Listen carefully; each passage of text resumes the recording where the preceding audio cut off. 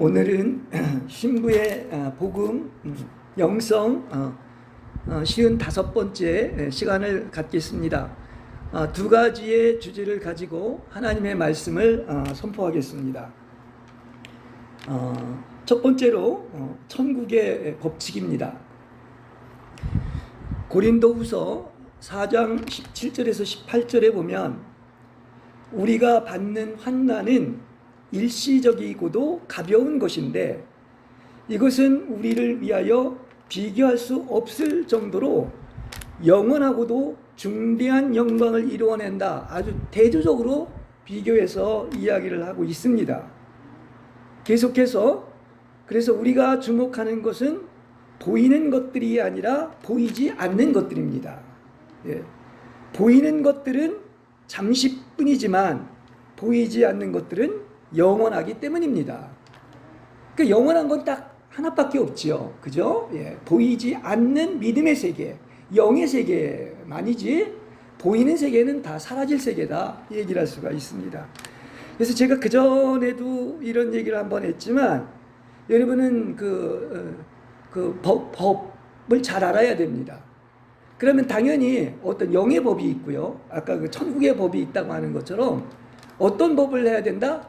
하늘의 산수법을 알아야 돼요. 땅의 산수법이 아니라 바로 하늘의 산수법이 오늘 본문에서 우리에게 이야기를 해주고 있는 것입니다. 분명히 얘기를 하는데 우리가 이 땅에서 받는 환난은 어떻다? 아주 일시적이고 가벼운 것이다. 이렇게 이야기를 하고 있습니다. 그러니까 우리가 세상을 살면서 이런 환난, 시련, 어떤 고난을 받는 것은 제의가 아니라 이 성경이 그렇게 얘기하십니다. 잠시뿐이고 가벼운 것이고 베드로전서 1장 6절, 5장 10절에서도 반복해서 아주 순간적으로 지나가는 것이다. 이런 식으로 표현을 하고 있는 것입니다. 그리고 이렇게 우리가 이 땅에서 잠시 받는 환난은 이렇게 중대한 영광을 이루어내는 것이고 또 그렇기 때문에 크게 기뻐하며 또 그것은 여러분을 온전케 하며 견고케 하고 터를 튼튼하게 하실 것입니다. 그래서 잠시 동안은 슬퍼하지 않을 수 없겠지만 비교가 안 된다는, 비교할 수 없을 정도로 영원하고도 중대한 영광을 이루어낸다고 얘기하고 있습니다. 우리가 이 영의 세계를 보면 볼수록 정말 이 말로는 표현할 수 없는 그런 중대한 영광의 세계가 있지 않습니까? 영광에서 영광으로 이르는, 이건 맛보면 사람은 알 수가 있는 거 아니겠습니까? 참 감사한 일이겠죠. 그래서 우리에게 어떤 환난이나 시련이나 고난이 오면 이 땅의 산수법은 어떤 것이냐고 하면 왜 그 일각이 여삼추란 말이 있잖아요. 근데 그게 무슨 얘기냐고 하면 하루를 이렇게 3년이 지나간 것처럼 길게 여긴단 말입니다. 그러니까 하루를 그렇게 길게 여기는 것이죠. 그건 잘못된 산수법이에요. 땅의 법칙입니다. 그리고 그 잠깐 있는 이 환난이나 고난이 뭐라고 그랬습니까? 영원하고도 중대한 영광을 가져온다는 그 사실을 잊어먹고 있는 거예요. 그래서 우리가 여러 그 성자들이 다 그런 얘기를 했는데 여러분 그 유명한 말이 있죠. 아빌라의 성녀 데레사가 이런 얘기를 했습니다. 아무것도 슬프게 하지 말며 아무것도 너를 혼란케 하지 말지니 모든 것은 다 지나가는 것. 실제 이렇다는 겁니다. 다시 한번 강조하지만 모든 것은 다 지나갑니다. 오 하나님은 불변하시니 하나님을 소유한 사람은 모든 것을 소유한 것이니 하나님만으로 만족한 것입니다. 이제 이게 바로 신앙생활이죠. 그래서 영혼에 비한다면 우리의 인생은 한 경점에 불과합니다. 모세도 시편 90편에서 그랬고 베드로도 그랬고 분명히 얘기하고 있지 않습니까? 정말 이렇게 화살처럼 날아가는 짧은 순간이다. 그래서 그 어떤 환난도 사실은 지내놓고 보면 다 지나갔습니다. 그게 실제 아닙니까? 그리고 설사 시험이 온다 할지라도 사람이 감당할 수 있는 시험 외에는 어떤 시험도 여러분에게 닥친 적이 없어요. 그죠? 예. 하나님은 신실하신 분이므로 여러분이 감당할 수 없는 시험을 당하도록 허락하지 않으실 뿐만 아니라 시험과 함께 벗어날 길도 마련하시어 여러분이 견딜 수 있도록 하신다는 것이죠. 예. 그렇습니다. 보이는 것인 이 땅의 시간과 고난은 잠시뿐이고 보이지 않는 그 영의 세계 하나님과 그 믿음과 영광과 하늘에 있는 영원한 집은 영원한 곳입니다. 여러분 이렇게 그 하늘의 산수법 법칙을 가지고 살고 있습니까? 여러분 영혼을 만져보셨습니까? 예, 그것을 우리에게 얘기를 하고 있죠. 그래서 바울은 이제 그 로마서 8장이 그야말로 금과 부조 같은 그 말씀인데 거기에서도 그런 얘기를 하죠. 나는 아들의 자격의 영을 받았다. 그래서 영광의 상속자이라고 분명히 얘기하죠. 그래서 뭐라고 합니까? 나는 현재의 고난을 장차 우리에게 나타날 영광과 비교할 수 없는 것으로 여깁니다. 이렇게 로마서 8장 18절에서 이야기를 하고 있습니다. 그러니까 여러분은 그 땅의 산수법 하지 마시고 하늘의 산수법을 하시고 좀 하늘을 보십시오. 그죠? 위의 것을 생각하십시오.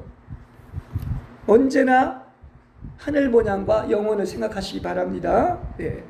그리고 여러분 안에는 하나님이 연합하여 계십니다. 그러니까 이 말은 무슨 얘기냐? 하나님이 여러분 안에 있기 때문에 이미 영원한 생명을 얻은 거죠. 그러니까 여러분 안에 뭐가 있는 거예요? 영생이 있고 영원이 있는 것입니다.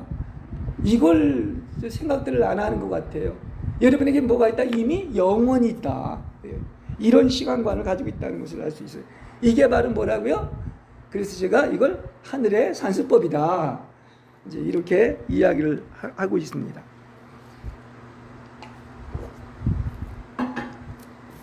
그래서 여러분이 진실로 하나님을 소유한다면은 우리는 하나님만으로 만족하였다면은 그 로마서 8장에 나오는 것처럼 어떤 환난이나 시련이나 고난 그리고 여러분을 슬프게 하는 것이나 혼란케 하는 것이 전혀 여러분에게 영향을 미칠 수가 없는 거예요. 예. 왜냐하면 눈에 보이는 육체나 혼이나 사람 일이나 세상 일은 그 땅의 것은 여러분의 영혼을 전혀 요동치 못하게 만드는 것이죠. 그죠? 예. 그렇잖아요. 우리가 이게 뭡니까? 옛것이 옛사람이 옛창조에 속한 것이 십자가에 못 박아 죽었다고 했는데 죽었는데 영향을 못 미치잖아요. 그러니까 그리스도 말고는 다른 것이 다 십자가에 못 박혔는데 그래서 우리 안에 하나님이 계시고 그래서 우리 안에 계신 그 하나님을 흔들 수가 없는 거란 말입니다. 네. 그래서 예수님이 나의 전부가 되었는데 나의 소유가 되었는데 그리스도 외에는 아무것도 나를 건들 수가 없는 거예요.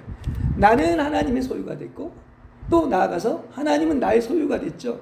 그게 바로 뭡니까? 아들의 자격을 받은 영광의 상속자다. 예. 그래서 비교할 수가 없다. 이렇게 이야기를 하고 있는 것입니다. 그렇죠. 그래서 여러분은 뭐가 있느냐? 이 놀라운 거죠. 하나님이 우리 안에 거하시는 하나님의 성전인데 이게 아들의 생명이 우리 안에 있음으로 말미암아 어떻습니까? 로마서 8장에서 계속 얘기하는 것처럼 아들을 주셨죠. 그리고 모든 것을 어떻게 준다? 값없이 은혜로 거저 주시지 않겠습니까? 그 로마서 8장에서 계속 이렇게 이야기를 하고 있어요. 다 준다는 거예요. 예. 그래서 계속 로마서 8장에서 얘기를 합니다. 35절에서 39절 정말 가장 정말 뭡니까? 놀라운 생명을 얘기해 나는 것인데 누가 우리를 그리스도의 사랑에서 끊을 수 있겠습니까? 그 어떤 환난, 공경, 핍박, 기근, 헐벗음, 위험, 칼, 종일 주를 위하여 죽임을 당케 되며 도살할 양같이 여김을 받았나이다. 그러나 이 모든 일에서 우리는 우리를 사랑하시는 그분을 통해 넉넉히 이깁니다. 예, 나는 확신합니다.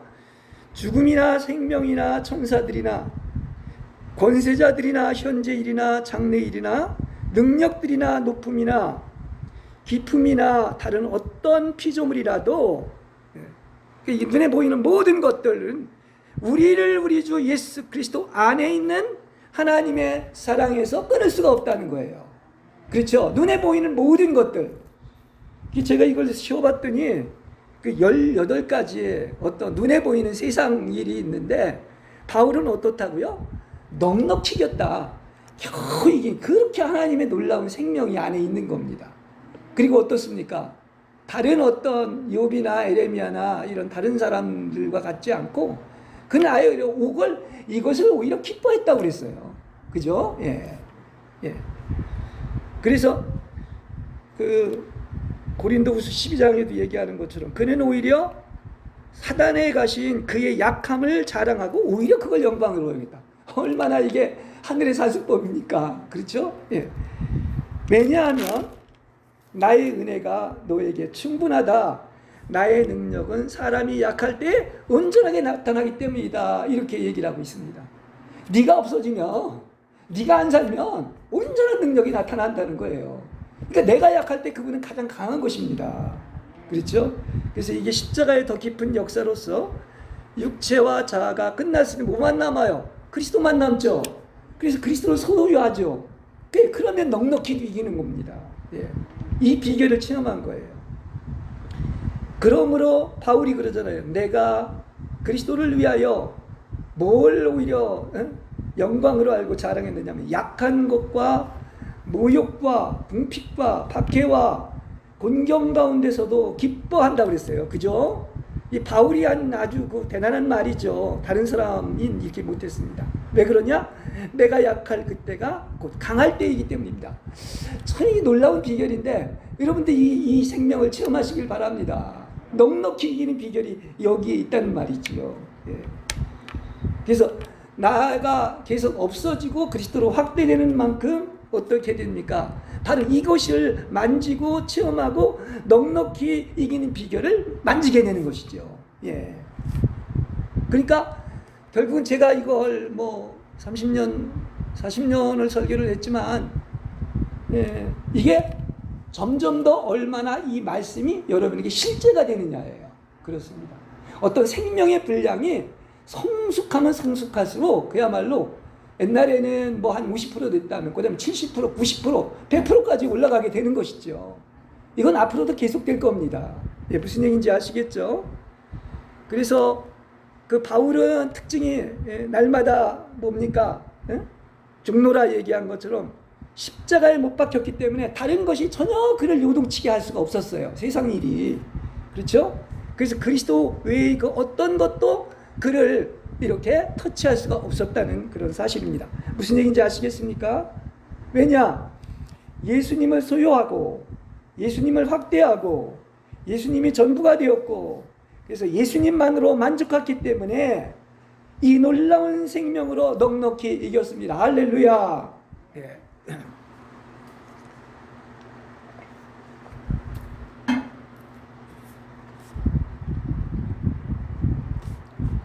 그래서 이 족한 은혜가 폭포수와 같이 언제 그에게 임했습니까? 오히려 가장 약할 때 사단의 가시로 인하여 내가 죽고 나는 아무것도 할 수 없을 때, 즉 믿음으로 그분의 놀라운 생명을 받아들이고 그리스도가 정말 나의 전부가 되었을 때 이 폭포수와 같은 은혜가 바울에게 쏟아부어진 것입니다. 예, 아주 깊은 얘기예요. 예. 그래서 그리스도와 완전히 연합하는 것, 이게 이제 점점 더 그리스도와 연합해서 한 몸 되는 것인데, 심지어는 생각조차도, 의견조차도 하나님의 영이 있고 그리스도로 대치되고 그리스도로 조성되었기 때문에 이렇게 한 몸이 되면 그야말로 이 모든 것을 초월하게 될 줄로 믿습니다. 예. 그래서 그분과 함께 일으키셨다고 그랬어요. 그리고 그리스도 예수님 안에서 그분과 함께 우리는 하늘의 영역들에 앉아있는 사람들이죠. 그러니까 우리가 어디를 사는 거야? 땅이 아니야. 하늘을 사는 사람들입니다. 승천한 위치에 있는 거예요. 그래서 위에 있는 영원한 것들을 추구하는데 옛 창조에 속한 것, 겉사람, 그것은 그야말로 뭡니까? 이제 더 이상은 나에게 발붙일 수가 없는 것이죠. 하늘에 살고 있는데 땅이 아니라, 이렇게 얘기를 할 수가 있어요.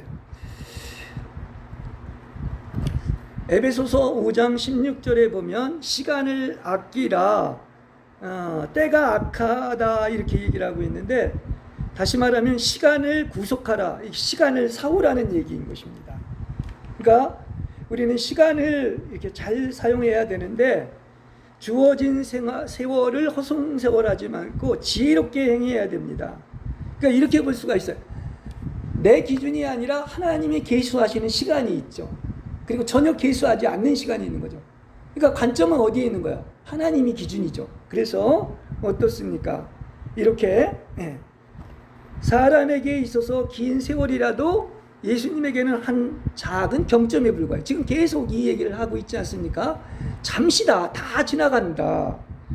그리고 영의 세계에서의 시간은 한 경점이 영원이 될 수도 있고, 그 긴 시간이 한 경점일 수도 있는 거예요. 이 기준은 어디에 있느냐? 하나님의 때라고 하는 것. 이걸 이제 그 카이로스의 시간이라고 얘기를 하고 있는데, 그 카이로스의 시간은 이건 영원과 연결된 시간이에요. 그리고 연대기적인 일직선은 그냥 사는 거야, 이 땅에서. 이건 크로노스의 시간인 것입니다. 그래서 이걸 설명을 하려면 그냥 사는 것, 아무 의미 없이 사는 것은, 세월을 사오지 못하는 것은 그냥 크로노스의 시간에 불과해요. 하나님이 계수하지 않습니다. 그런데 카이로스의 시간은 그냥 이렇게 표현할 수 있어. 영원인 거야. 그러니까 항상 그 자리가 어디입니까? 영원이고 항상 현재이고 늘 새롭고 신선한 것입니다. 할렐루야. 그래서 신앙생활은 날마다 새롭고 날마다 신선하고 또 나아가서 날마다 영원한 것입니다. 이렇게 시간이 다른 거예요. 그러니까 그걸 안다면은 우리는 땅의 숫자, 이 땅의 산수법을 하지 마시고 시간이나 사람의 숫자에 연연할 필요가 없습니다. 하나님이 계수하는 시간이나 사람이 중요한 거죠. 이렇게 얘기할 수도 있어요. 만일에 1000명이 있어도 거기에 예수님이 없고 한 명의 하나님의 신부가 없을 수도 있는 반면에 한두 명이 예배를 드려도 거기에 예수님이 계시고 하나님의 신부가 있을 수가 있는 겁니다. 그렇죠? 그걸 우리는 알아야 되는 거예요. 그래서 우리가 항상 뭡니까? 하나님은 우리한테 본을 보이시고 하나님은 다 뭐를 했느냐? 하나님의 법칙을 정해놨단 말입니다. 그 법대로 하는 거예요. 그게 뭐랍니까? 하나님의 뜻대로 하는 거죠. 그걸 알 수가 있는데 성경은 그러죠. 모든 경기하는 자를 이제 비유를 들면서 뭡니까? 예수님의 법대로 해야지만이 상을 받는다. 왕국에 들어간다. 이렇게 얘기하고 있죠. 그러면 예수님의 법대로 하지 않으면 불법이라 아무 상이 없다고 얘기를 하고 있죠. 예. 근데 많은 사람들이 경기장의 입구조차 찾지 못해 눈먼 장님이 교회 안에 얼마나 많은지 모르고 교회 뜰을 밟는 백성들로부터 성전 낭실인 현관에 출입하는 목회자들까지 그 입구를 찾지도 못하고 겉만 빙빙 돌 뿐입니다.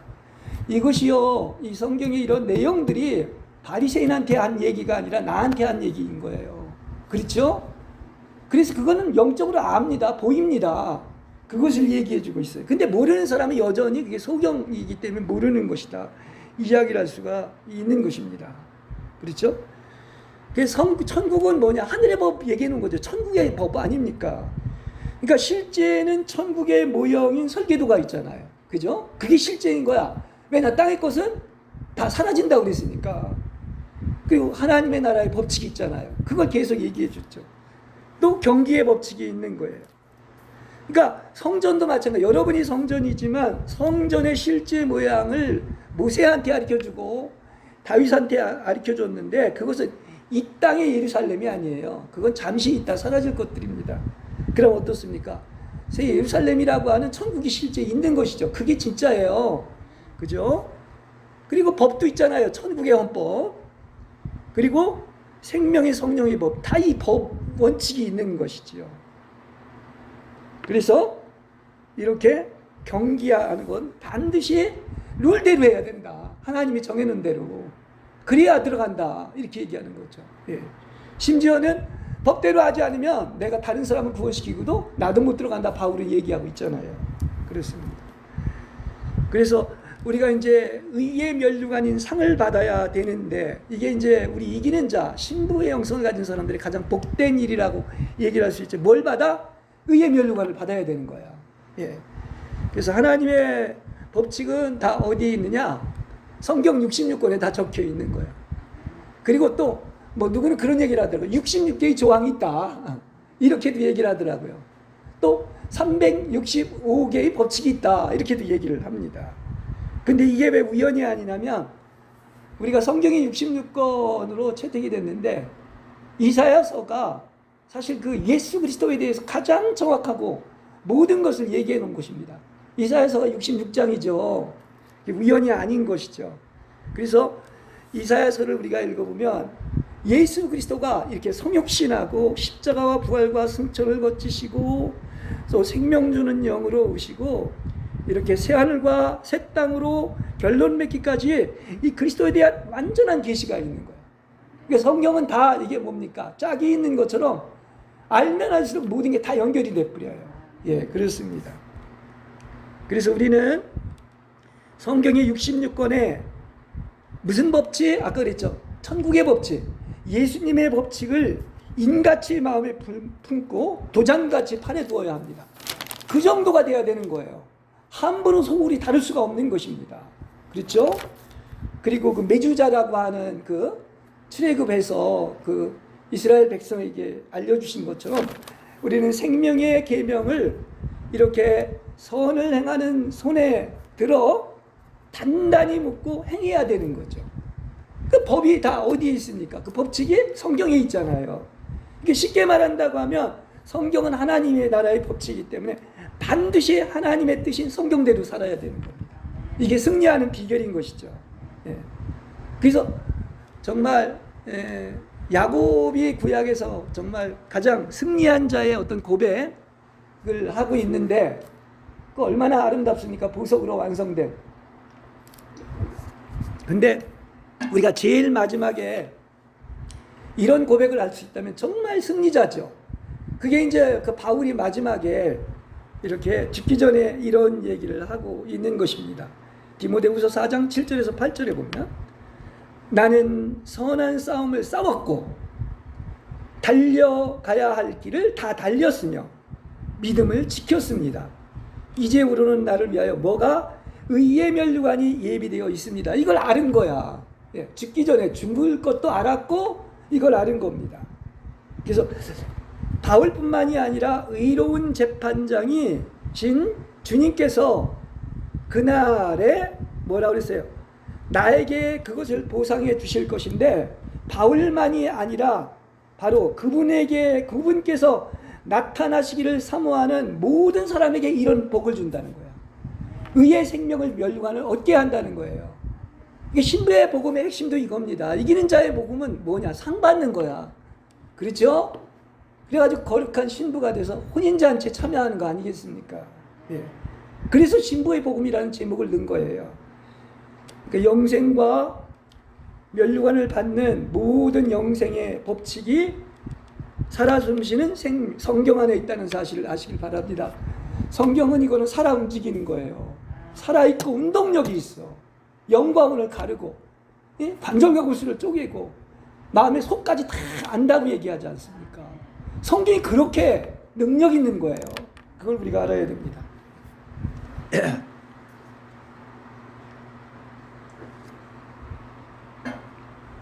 그 다음 두 번째입니다. 그 믿음으로 사는 거죠. 보이는 세계가 아니라, 보고 믿는 자가 아니라 보지 않고 믿는 자가 복되다고 하는, 그 우리는 보지 않는 그 영원한 세계, 하늘의 세계를 보고 바라보고 사는 겁니다. 그래서 믿음의 생활인데요. 여러분 오늘 또 분명히 확실히 아시기 바랍니다. 믿음이라는 것은 사람의 선택이 아니라 하나님의 선물인 것입니다. 하나님이 주시는 선물이란 말이죠. 그러니까 내가 뭐 믿음이 있는가, 믿음이 큰가, 이거 물으면 안 돼요. 이건 내가 하는 게 아니란 말입니다. 믿음의 근원은 누구다? 하나님이시라는 거죠. 그래서 에베소서 2장 8절에 보면 하나님께서 자신의 선하신 뜻대로 각 사람의 분량에 따라 나누어 주는 것이 믿음입니다. 그래서 믿음은 위로부터 온 하나님의 선물이지 사람의 소신이 아닌 거야. 하나님이 오신 거죠. 찾아오신 거죠. 그리고 주신 거죠. 우리가 가는 게 아니지요. 예. 그래서 믿음은 뭘로 말미암아 믿음이 생긴다? 잘 들으세요. 우린 자꾸 내가 믿음이 없지 이런 고민들을 많이 하잖아요. 근데 그게 아니라 바로 믿음은 하나님으로 말미암아 믿음이 생기는 겁니다. 그죠? 이게 성경이 분명히 에베소서 2장 8절을 한번 묵상해 보세요. 그리고 또 믿음도 어떻게 증가하는 것이다? 하나님이 주시는 거예요. 할렐루야. 예, 이걸 확실히 아시기 바랍니다. 그래서 믿음은 이렇게 하나님께 자신을 온전히 맡기는, 그야말로 모든 걸 초월해서, 환경을 초월해서 나를 보지 않고 순종 안에 있는 평화라고 얘기를 할 수 있습니다. 그러니까 쉽게 설명을 한다면, 만약 어떤, 아까 여러 가지 18가지의 어떤 것이 아까 있는데, 그런 눈에 보이는 것들, 시련 중에 흔들린다면 그건 참 믿음이 아닌 거죠. 그리고 그 믿음의 시련을 거친 것이 바로 이걸 넉넉히 이기는 것이 참 믿음이라는 거예요. 무슨 얘기인지 아시겠죠? 네, 그것입니다. 그래서 많은 사람은 자신의 신념의 철회를 믿음이라고 착각하는 실수를 범합니다. 그러나 하나님께서 주신 믿음은 어떻다는 거예요? 하나님께서 주시고 그분이 근원이시기 때문에 태산이 무너진다고 하더라도 태산 위에 계신 그분을 믿기에 흔들리지 않는 거죠. 왜냐? 근원이 나로부터가 아니잖아요. 내가 믿음이 크냐 또 아니면 내가 믿음이 있느냐가 아니라 그분이 주시는 것이기 때문에 그런 것입니다. 이제 확실히 아셨죠? 네. 네.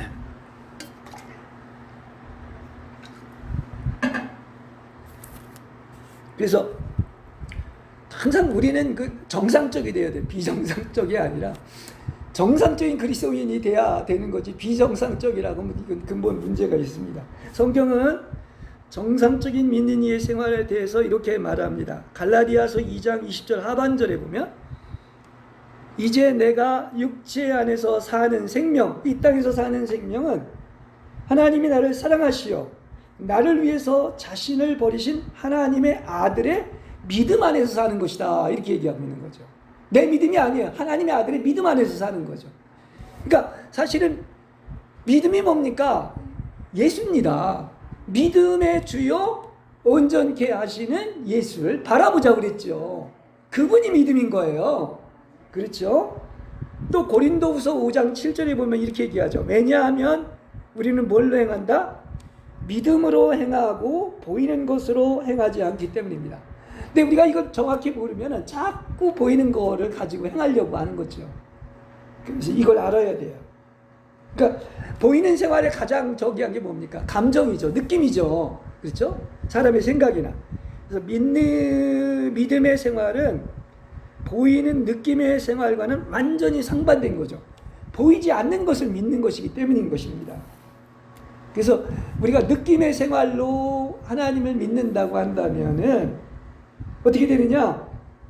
흥미와 느낌이 있을 때만이 하나님의 뜻을 행하고 하나님의 일을 생각을 합니다. 그러나 그런 느낌이 사라질 때는 모든 것이 이에 따라 멈추게 되는 거죠.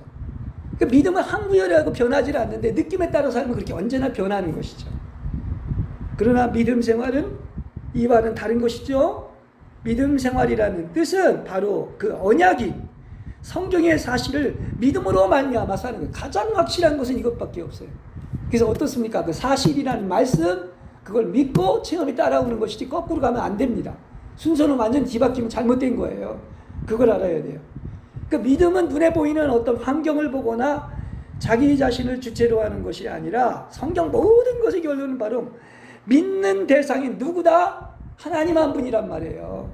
하나님을 주체로 삼는 것입니다. 예. 보십시오. 우리는 계속 변합니다. 하루에도 뭐 수십 번 변하고 전도서에도 나오는 것처럼 그죠? 여전히 똑같이 반복이 돼. 그리고 또 사라져. 그런데 자기의 모든 것이 변한다 할지라도 그 믿음의 대상이 누구냐? 내가 아니잖아요. 눈에 보이는 게 아니라 하나님이잖아요. 그래서 그게 변하지 않는다면 여러분의 믿음은 지체하지 않고 독수리처럼 날개치며 올라가며 전진하게 될 줄로 믿습니다. 그렇죠? 그 믿음은 누구와 관계 있다? 하나님과 관계가 있고 하나님을 보는 것이죠. 예, 그렇습니다. 보십시오. 하나님은 어제나 오늘이나 영원토록 불변하시고 동일하죠. 모든 것은 다 회전하는 그림자고 변합니다. 그걸 알아야 돼요.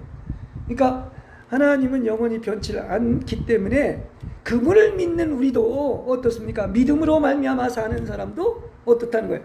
그분이 변치 않기 때문에 오르락 내리락 하지 않고 불변하는 거죠. 예, 그게 믿음이란 말이에요. 그러니까 하나님은 우리가 뭘로 살라? 뭐 떡으로만 사는 것이 아니라 하나님의 말씀으로 살라고 하는 것처럼 보이는 것으로 사는 게 아니라 오직 믿음으로 살라고 하는 이유가 거기에 있는 겁니다. 그죠? 예. 믿음으로 말미암아 사는 게 바로 그겁니다.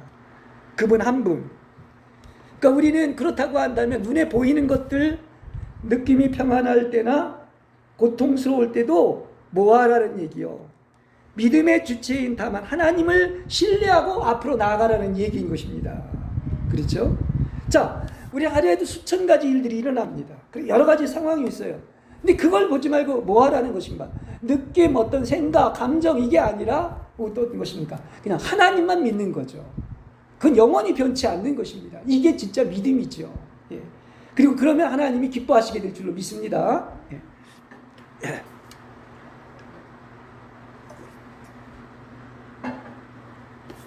그래서 믿음의 생활은 누구로 말미암아 오직 하나님을 인해 살게 하고 자아로 살 여지를 남겨두지 않게 하는 것입니다. 그것이 바로 뭐냐? 이제 내가 육체 안에서 사는 생명은 나를 사랑하시어 나를 위하여 자기 몸을 버리신 하나님의 아들을 믿는 믿음 안에서 산다고 얘기한 이유가 여기에 있는 것입니다. 그렇죠? 예. 그래서 그리스도인의 생활은 시종 일관 계속적으로 불변하니까 뭐를 사용해야 되는 거야? 눈에 보이는 어떤 혼이나 감정이나 생각이나 이게 아니라 어떻습니까? 믿음을 사용하시기 바랍니다. 그죠? 예, 그걸 얘기하는 겁니다. 그래서 우리에게 하나님의 뜻만 남아 있도록 십자가가 계속 역사하게 해야 됩니다. 만일 믿는 이가 하나님의 뜻만을 주목한다면은 어떻습니까? 하나님이 그에게 어떤 느낌을 주더라도 상관없이 순종하게 될 것이죠. 그게 아까 바울이 승리한 비결이에요. 그렇죠? 그러니까 우리는 이 신앙생활의 어떤 과정을 좀 알아야 됩니다. 초기 단계는요, 여러 가지 은사도 체험하게 하고 기적도 일으키고 또 나아가서 그야말로 첫사랑도 체험하게 합니다. 근데 그게 아니에요. 정상적인 것은요, 그건 아직 그 어린 신앙생활을 얘기하고 있는 것입니다. 그런 걸 다 거두어가. 왜 그런지 아십니까? 느낌으로 살지 말고 뭘로 살라고? 믿음으로 살기 위해서 그런 것을 거두어가는 거예요. 이게 지극히 정상적인 겁니다. 무슨 얘기인지 아시겠죠? 그래서 영적 생활의 단계가 더 전진할수록 이렇게 즐거운 느낌을 거두어 가시는데 그게 바로 여러분을 유익하게 하는 거예요. 믿음, 광야 생활 40년도 그게 믿음으로 사는 법을 알려주려고 한 것입니다. 네. 그렇죠? 이것은 믿는 이들이 완전히 그분으로 인해 살게 하기 위한 훈련을 하시는 것입니다. 여러분, 어떠한 눈에 보이는 것이 있다 할지라도 뭐 천지가 개벽한다 할지라도 요동치 않고 흔들리지 않고 오직 그분 한 분을 믿는 그 믿음으로 사는 이것이 돼야 되죠. 그렇죠? 또 그것을 하나님이 기뻐하십니다. 그게 바로 뭡니까? 그야말로 온전히 내가 사는 것이 아니라 내 안에 그리스도가 살아가지고 완전히 그리스도가 나의 전부가 된 것이고 소유한 것이죠. 이게 이루어지는 겁니다. 이건 뭐 놀라운 축복이죠.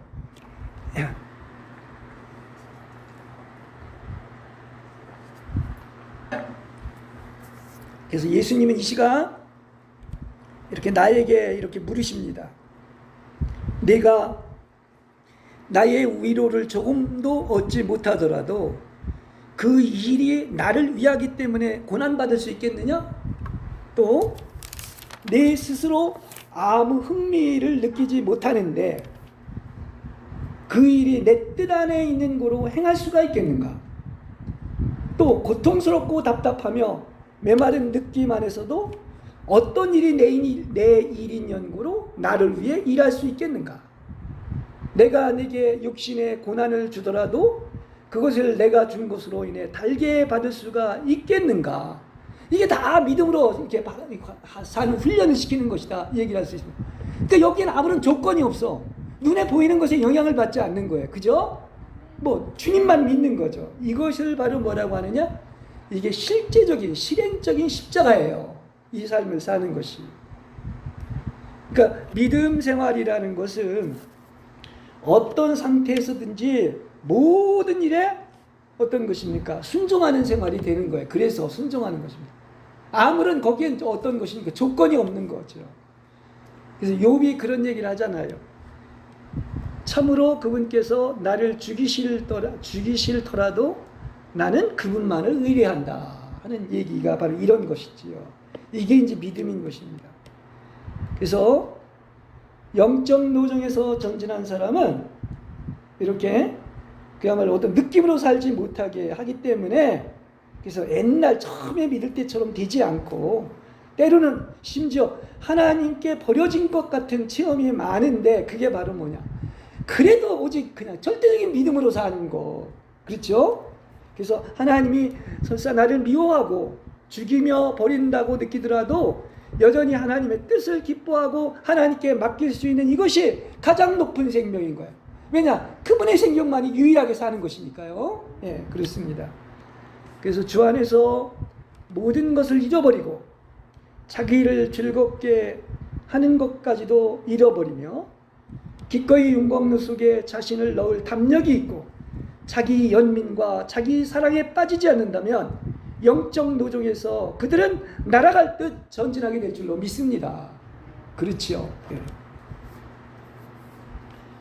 자, 믿는 이는 이렇게 주님께서 사랑하시기 때문에 훈련을 시키는데 온갖 다루심을 받고 십자가의 더 깊은 역사가 있는 후에는 어떤 것입니까?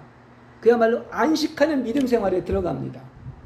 왜 그 히브리서에 보면 사랑하는 자에게 더 징계를 한다고 그랬죠.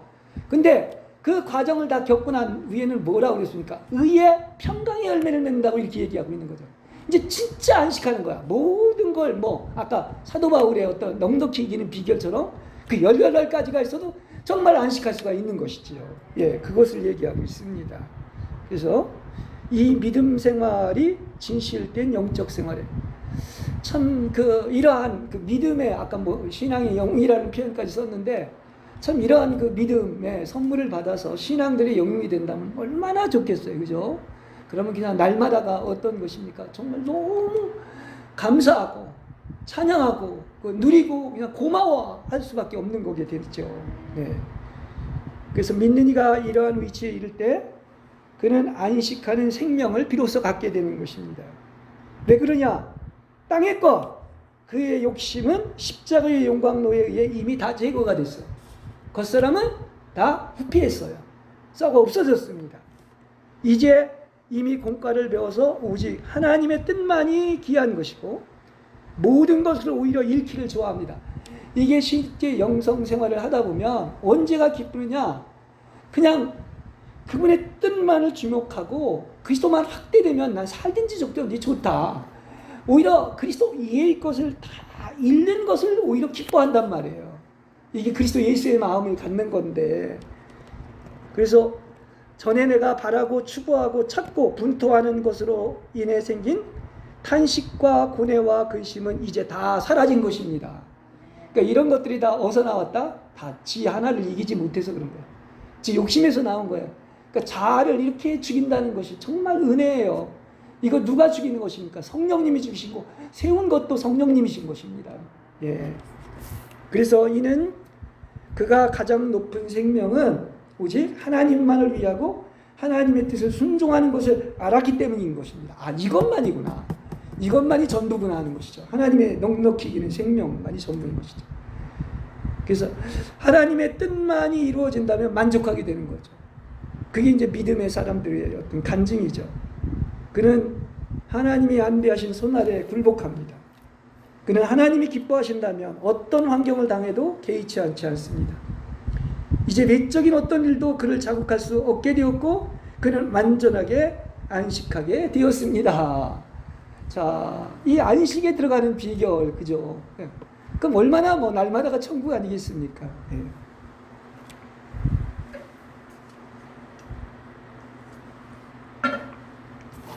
그래서 이제 그는 영의 능력이 충만하게 되고 감정을 다스릴 수 있는 이렇게 하나님과 연합된 의지로만 삽니다. 그래서 그의 생활은 어떻다고요? 이제 모든 것을, 환경을 아까 초월해서, 눈에 보이는 것을 초월해서 정말 견고함과 안정과 안식이 가득한 것입니다. 여러분, 이 맛을 보고 있습니까? 진정으로 저 안에서 안식하고 있습니까? 그죠? 안식에 들어가길 힘쓰라고 한 거죠. 그래서 이제는 더 이상 그의 생활에서 오르락 내리락 하는 것이 없습니다. 우리는 이 땅에 사는 한 이렇게 뭡니까? 감정의 자극을 받지 않을 수는 없지만은 확실히 이것을 맛보고 체험하면 이전의 불안함은 이제 확실히 사라졌어요. 예전에는 그냥 요동쳤지만 그렇지 않은 거죠. 그래서 고난은 여기 여러 가지 것들, 바울이 얘기한 것들을 겉사람에게 이를 뿐 속사람에게는 영향을 줄 수가 없습니다. 그리고 영과 혼이 분리되었기 때문에 혼이 아무리 고통당하고 불난해도 영 안에는 언제나 평안한 것이죠. 이게 하나님의 임재 아래 있는 거예요. 그죠? 겉사람은 분주할지 모르지만 속사람은 언제나 하나님의 임재 아래서 평화로운 것이죠. 그래서 믿는 이의 생명이 이 안식된 위치에 이를 때 그는 이제는 그 주로 인해서 다 옛날에 이렇게 겉사람이 죽고 손실당했던 이런 것들 하나씩 주님이 채워주시는 겁니다. 다시 회복시키는 거예요. 욥을 그렇게 했던 것처럼. 이때 그는 하나님을 얻었기 때문에 하나님 얻으면 어떻게 된다? 하나님께 속한 모든 것을 얻은 것입니다. 할렐루야. 이걸 아시기 바랍니다. 그럼 이게 무슨 말인지. 이제 그는 자기 자신이 사랑하고 요구하는 것은 잊어버렸고 그의 혼생명도 잃어버렸기 때문에 이제 정상적인 위치와 영역 안에서 하나님의 즐거움을 누릴 수가 있는 거예요. 언제나 영 안에서 안식할 수가 있는 겁니다. 그래서 하나님의 즐거움에 대한 정상적인 관계를 갖게 되었습니다. 이제 이러한 위치가 있죠. 이게 이러한 위치에 이를 때 비로소 믿는 이는 청결한 위치에 이르렀다고 말할 수가 있습니다. 청결하다는 건 뭐냐? 내 안에 하나님 말고 다른 것이 안 섞였다는 거야. 그분이 전부인 것입니다. 전에는 하나님을 양다리 걸쳤죠. 하나님을 위해서 살지만 또 나를 위해서 살았습니다. 근데 청결하다는 말은 이제는 자기를 위한 것은 없고 순결하게 하나님만 사랑하는 것이죠. 거기에서 무한한 그 은혜와 사랑을 맛보고 누리고 또 어떤 것인가? 안식하는 것이죠. 이게 천국의 생활인데 이때 모든 것이 하나님만을 위하고 하나님 안에 있으며 하나님도 그 안에 있는 바로 한 몸된 생활을 하게 되는 것이죠. 이걸 뭐 신부의 복음에서 안 얘기할 데가 없지 않습니까? 이게 여러분에게 체험이 되시고 실제가 되시길 바랍니다. 그렇죠? 이제 그의 생활은 오직 하나님의 뜻을 행하는 것 외에는 다른 목적은 없습니다. 그래서 하나님이 기뻐하시는 한 하나님께 순종하는 것이 그의 유일한 목적이 되는 것입니다. 그렇습니다.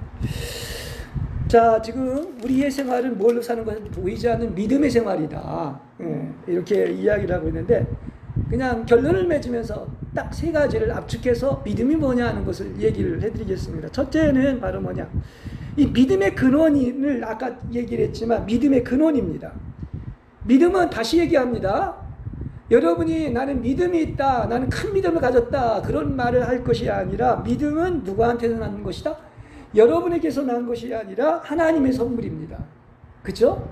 그 주체는 하나님인 것이죠. 그리고 이렇게 됐기 때문에 그분이 나에게 믿음이 증가하게 하여서 믿어지게 하는 겁니다. 그러니까 이거는 믿어지게 하는 거죠. 누가? 하나님이 오셔서 믿게 하는 거예요. 아브라함한테 백세에 온 것처럼. 그렇죠? 그게 이게 바로 믿음의 근원입니다. 그 다음 두 번째는 이 믿음이 있다면 실제적으로 적용을 시켜야 되는 거예요. 그죠? 예. 그 뭐 여러 가지 그 어떤 예를 들을 수가 있는 것인데 이렇게 믿음을 우리는 사용을 해야 됩니다. 그래서 그야말로 이렇게 믿음의 실질적인 적용을 하는데 예를 들어 가지고 어떤 지위를 가지고 생각해 봅시다. 많은 사람들은 주님을 위하여 자신의 지위를 잃어버리지 못합니다. 이러면 큰일 나는 걸로 생각을 해요. 무슨 얘기냐고 하면은 이렇게 지위를 잃어버리게 되면 내가 실직하게 되어서 다른 지위를 얻지 못할까 근심하고 염려하는 것이죠. 우리 실제 생활에서 이런 어떤 일들이 있을 거 아니겠습니까? 근데 보십시오. 성경은 뭘 믿어? 하나님의 언약의 말씀을 믿는 거야. 약속을 믿는 거야. 누굴 믿어야 하나님을 믿는 거죠. 어째 그런 어떤 바깥에 보이는 것을 믿습니까? 그러니까 여호와의 손이 짧아서 구원하지 못하면 아닌 거예요. 넉넉히. 그렇죠? 그리고 하나님이 여러분을 위해서 다 계획하지 않은 것이 하나도 없습니다. 이게 모든 것이 합력해 선을 이루는 것이고 하나님의 섭리인 겁니다. 이처럼 사랑한다는 거예요. 그죠? 예, 그걸 우리가 알아야 됩니다. 또 많은 사람이 광야 생활에서 이제 이런 시험이 많이 있었는데 재물에 있어서 또 우리는 왜 믿음을 사용하지 않습니까? 광야 40년 그 눈에 보이지 않는 그거를 봤을 때 그들은 믿음을 사용하지 않았는데 이렇게 겉에 보이는 것은 절망된 환경 가운데 있었지만은 성경이 얘기하는 건 뭐냐? 사람이 떡으로만 사는 것이 아니라 하나님에서 나오는 말씀으로 산다고 해서 네가 진짜 날 사랑하는지 그 믿음의 훈련을 시키게 하기 위한 것이다. 성경은 분명히 얘기합니다.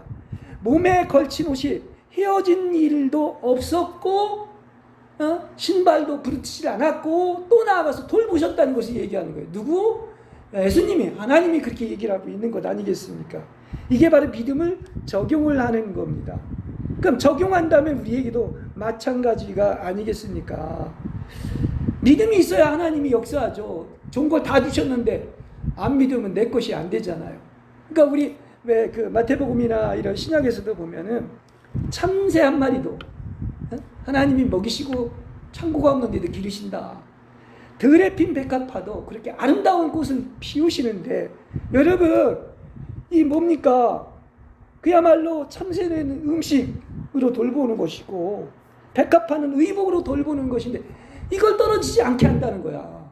그죠? 예. 이렇게 분명히 이야기를 하고 있는 것입니다. 이게 바로 뭐다? 믿음의 실질적인 적용이 있어야 된다는 거죠. 네.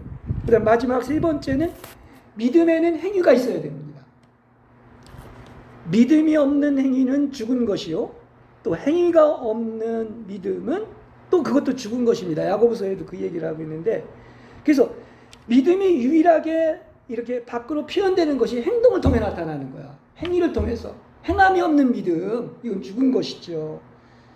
근데 우리가 믿고도 여전히 어떤 것입니까? 그냥 내 혼자 막 계획하고 또 나아가서 이렇게 그야말로 염려하고 근심한다면 그 믿음은 가짜 믿음이죠.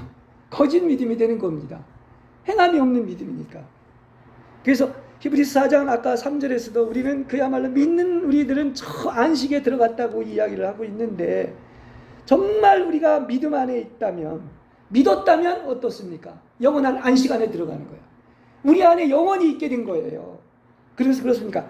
하나님이 우리를 위하시는데 누가 우리를 대적할 수 있겠습니까? 할렐루야.